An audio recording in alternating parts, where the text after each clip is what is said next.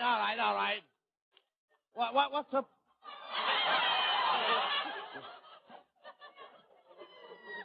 up? What's up tonight?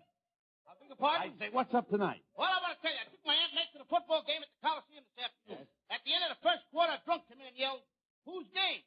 Aunt May jumped up and says, "I am." Your Aunt May doesn't know much about football, does she? Oh, she thinks the rooting section is the front end of a pig. She does? She does. Abbott. Right. Which end is?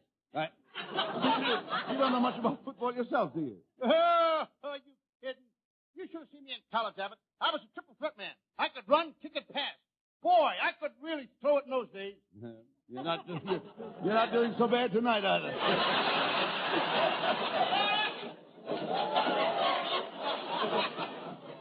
One time I made 30 touchdowns in the last 10 seconds of the game. Wait a minute.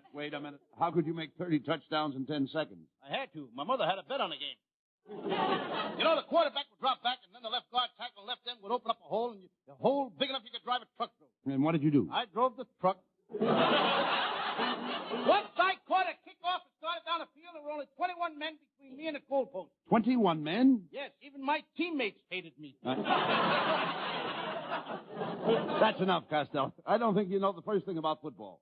Tell me, what is an unbalanced line? An unbalanced line? Yes. Sidney Greenstreet's belt. Furthermore, I don't think you're even at a football game this afternoon. Oh, yes, I was. During the halftime. Oh, yes, I was. During the halftime, a section of the bleachers where all the co-eds were sitting collapsed, and I dashed over. Did you render first aid? Yes, sir. I picked up a cute little blonde and started carrying her out when a fellow says, "Here, give her to me." And I said, "Nothing doing, brother. There's plenty more back there. Go get your own." Oh, get him out of here.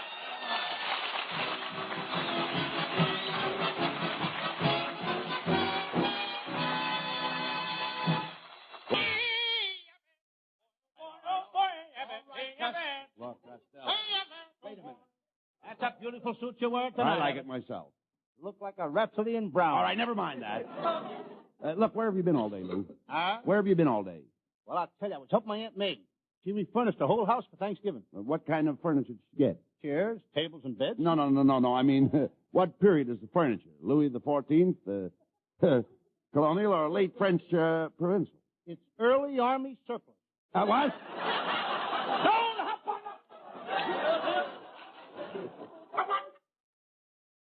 Does Uncle Mike like the furniture? Yes, especially the four-poster bed. Last night he kicked it right over the end of the four-poster bed.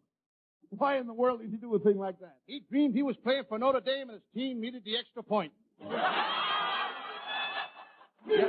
Your Uncle Mike is just like you. You're both dopes. Yeah, my Uncle Mike is no dope, Abbott. He happens to be a very clever inventor. He just invented a new kind of motorcycle, and it's so fast. Get this.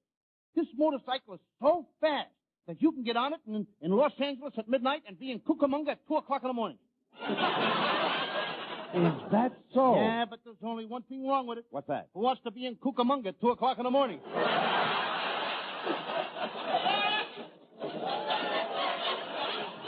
Well, that just proves what I've always said. Your Uncle Mike is a shiftless loafer. He gambles away every cent that he gets. Oh, no, he reformed, Abbott. He's never going to shoot dice or play cards again. He said that before. I know, but this time a judge said it. Does Uncle Mike still drink as much as ever, Lou? Nah, now he quits when he's had enough.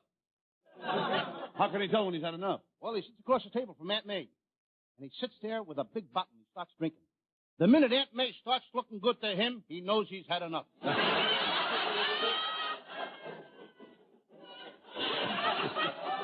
Hey, Lou, does your Uncle Mike and Aunt May fight as much as they used to? No, but they had an argument yesterday. She crowded him in the puss and then kicked him in the stomach. Kicked him in the stomach? Yeah, but that was his fault. He turned around. Does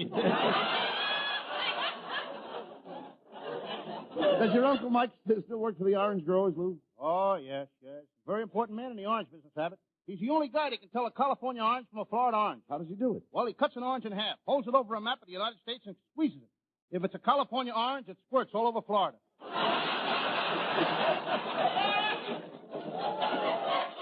Look, Lou, did you have a good Thanksgiving dinner? Well, I'll tell you as soon as I get to it. Yes, I did. I found it. Yes. But we didn't have any turkey. You didn't have a turkey? Why not? By the time I got to the butcher's, all the finance companies were closed. You mean to tell me that The price of turkeys is that high? The price is high. Yeah. There was one woman in a butcher shop that didn't buy anything, and that weighed 2 pounds. Look, never mind that. Did you buy a turkey? I handed the butcher $2 and says, "What kind of turkey can I buy for that?" And he handed me an egg. An egg? Yeah. An egg? Hey, so go sit on that and hatch out your own turkey. What do you think I got? I got a duck. A duck? Well, you peace talk sense. Where did you eat your Thanksgiving dinner? Over at the YWCA. The YWCA? Why, men aren't allowed in there. I know, but I love to go there. It takes so many of them to throw you out. You wanted to have Thanksgiving dinner with a girl. Why didn't you make a date with my wife? My wife's twin sister, Ella. Abbott, when I sit down at the table for Thanksgiving, I want to see a turkey, not an old crow. Ella's a lovely girl. Now, if you want to make a hit with her, why don't you buy her a box of candy? You know, she has a sweet tooth. I know, I've seen it. Too bad she hasn't got some more to go with it.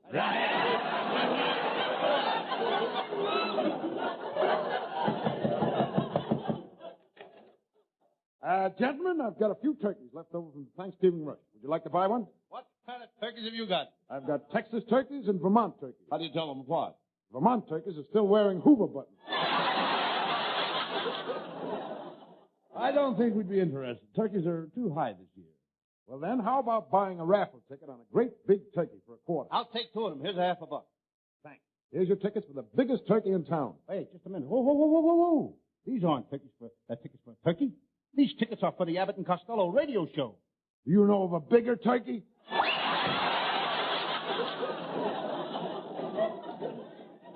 He can't get away with that, Abbott. I'll break every bone in his body. Where did he go? Right through that door.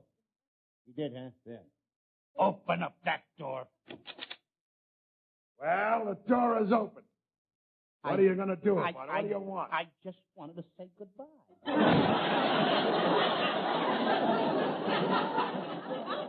Costello, it's a shame. Thanksgiving Day is nearly over, and you didn't even get a turkey. Someday I'll be rich. Someday I'll have plenty of money. And when I do, I'll get a seat on the Chicago stockyard. Yeah. You mean stock exchange? I mean stockyard. When all that meat comes in, I want to be there. Costello, I'm afraid you'll never have any money. You don't know the value of $1. How can I? Every time I learn the value of $1, some guy in Washington changes it.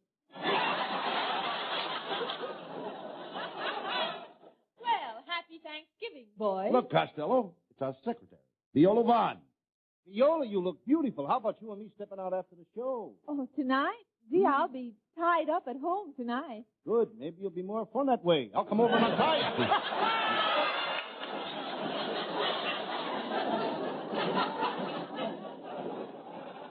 Viola, you must be very busy. Every time Costello asks you for a date, you're busy. Well, I am busy. Mondays I go to gym class. Tuesdays I play golf. Wednesdays I go horseback riding. And when I have nothing on, I go swimming. You couldn't pick a better time for it.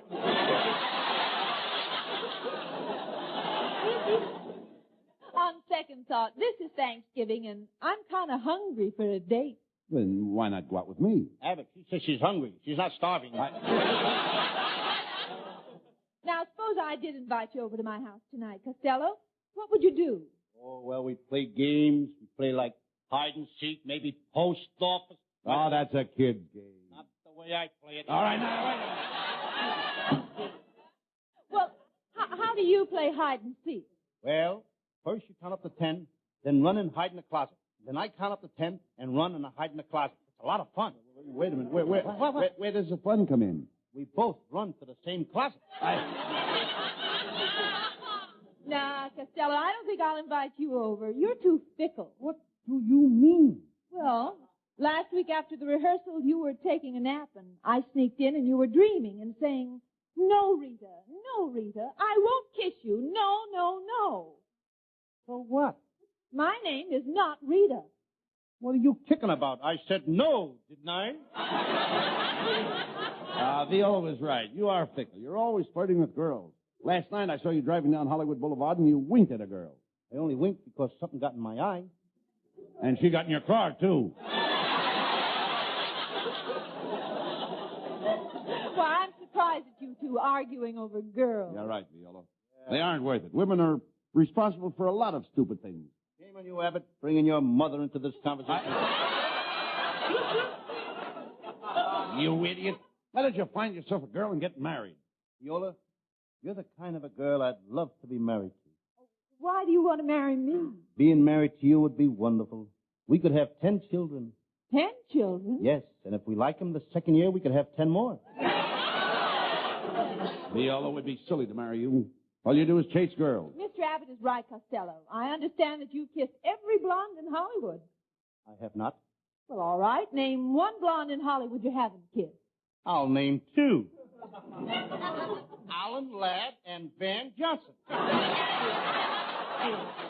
You idiot. Alan Ladd and Van Johnson wouldn't kiss you. They wouldn't? No, they wouldn't. Okay, I'll scratch their names out of my book. See, Viola, I was right. Costello's not the guy for you.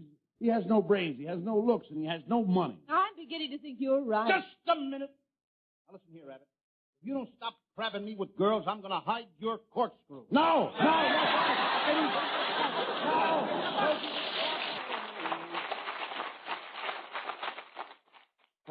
Costello, come over here. What are you doing out there in the hall? Hey, Abbott, the employees of the network just raffled off a turkey. And my number was 1189643265592. And the fella standing right next to me, he had number 1189643265591. So he said to me, I'll trade you my number 1189643265591 for your number 11896436592. so? So I traded him my number 1189643265591 for his number 1139643265592. Well, who won the turkey? One of the vice presidents with ticket number 3.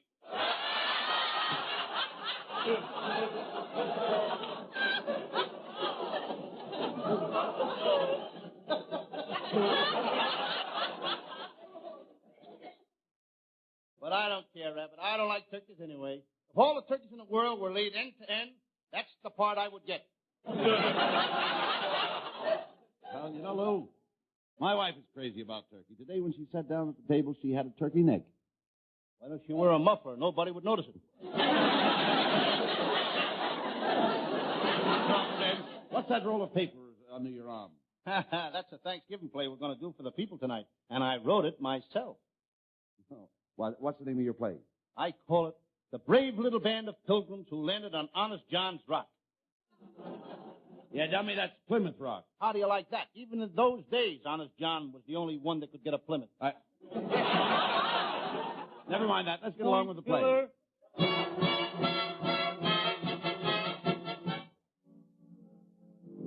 And now, for our hero Lou Costello's play, we take you back to the year 1620, where we find a brave little band of adventurers aboard the good ship Mayflower. The brave captain has eaten nothing but fish for 90 days. But that doesn't faze him. Let's listen to this fish phase.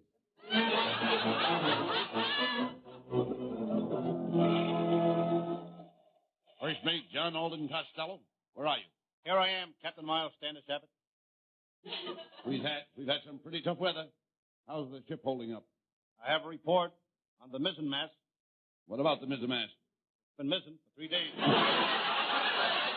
Look out! There's a note stuck to that dagger. Aha! There's mutiny among the men. Read this note, First Mate John Alden Costello. First mate is a dirty landlubber, and he should drop dead. Which one of you swabs wrote this? I did, sir. Give that man 20 lashes and a box of Snickers. I know what we'll do. We'll put the whole crew on bread and water. Why pamper him? Let him eat the regular food. Captain Miles Standish Abbott, me thinks you made a mistake. When we left England, I think you forgot to untie the boat from the dock. What makes you say that? Just look behind us. We're in the middle of the Atlantic Ocean, and people are still waving goodbye to us.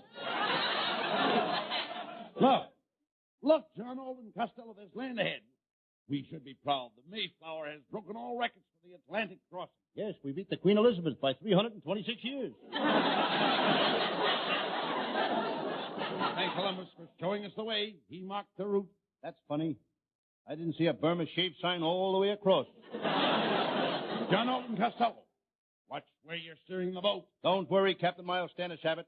I know every reef along this coast. There's one now.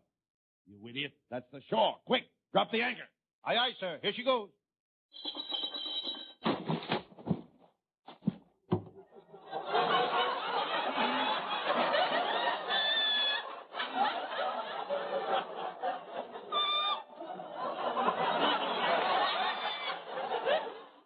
John Alden Costello, what are you doing down there in the water? You asking me for one? It's just a sound man. He just got soaked.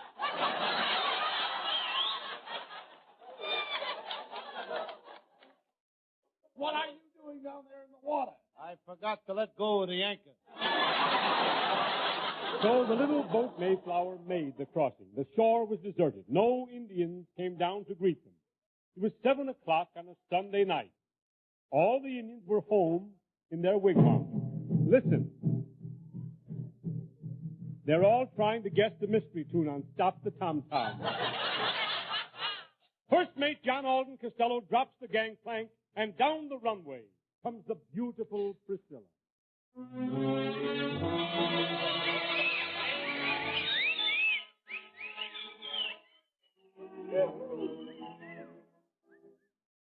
John Alden Costello, honey bun. Just think of it. You and I are the first people to set foot on this new land. This virgin territory belongs to no one. Priscilla, my love, are you sure this land belongs to no one? Look what it says on that rock. What? Los Angeles city limits. John Alden Costello, our people are starving. We must go into the woods and get food for our little band of pilgrims. Look over there, Abbott. There's a field of corn. That's Indian corn. That's maize. You think May would mind if we take a little? What are you talking about? You just said the corn belonged to May. I did not. I said the corn was maize. Then it's May's corn. That's right. What's wrong with finding May and asking for some of her corn? I didn't say the corn belonged to me. I merely said the corn was maize. How do you like that? Here it is, the year 1620, and this guy is starting a routine. Stella, maize is Indian corn. The Indians grind their own corn. Those Indians are smart. We pay riders to grind ours. Oh, here comes an Indian. I'll be friendly and say hello to him. How do you say hello to an Indian? How? I asked you first. I just told you. Told me what? How? If I knew how, I wouldn't be asking you. What did you ask? How? Now you've got it. Got it. Now I'm really mixed up.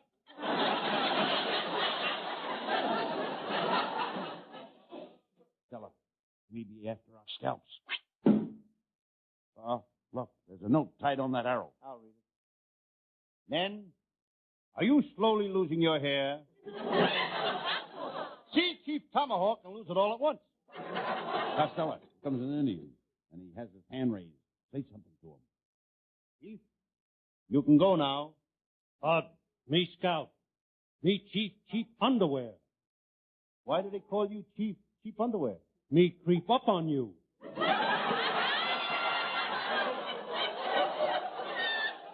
Step on my side and make way for Big Chief.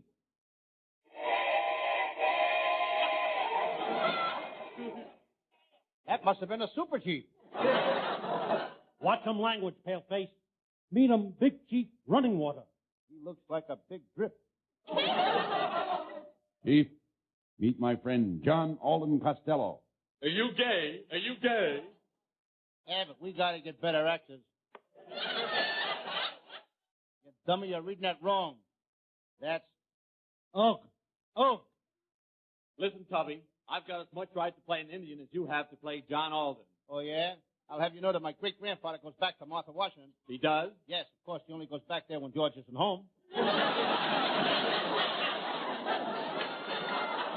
Oh, who cares about that? I've got troubles of my own. Why, only this morning I was sending up some smoke signals to my sweetheart, Pocahontas. And what happened? Her father came along and put out my fire.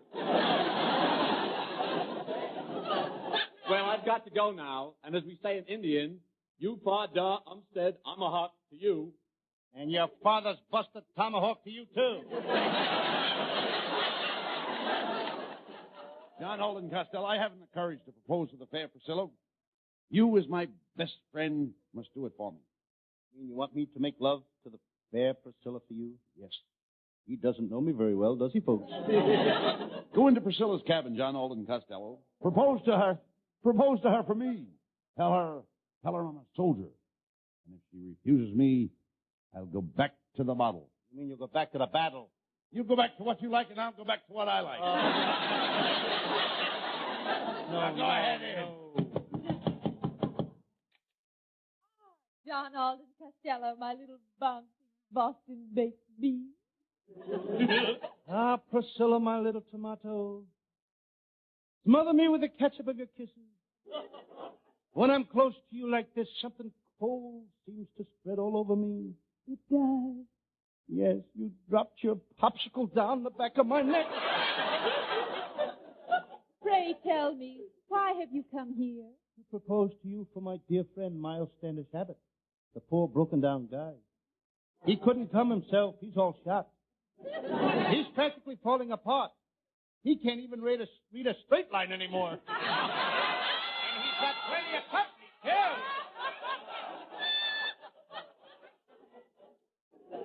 Priscilla, my love. I'm not used to straight lines either. Priscilla, my love. You couldn't go for him, could you? Are you proposing for him? Sure.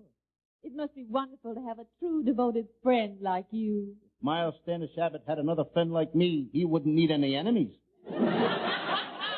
Oh, why don't you speak for yourself, John Alden Costello, honey? I'd love to marry you, Priscilla, but I can't. I'm already married. Fellow, we're doing a story from history. And the history books say that John Alden was a bachelor. That was before the historians found out about John's other wife. Oh, let me out of it.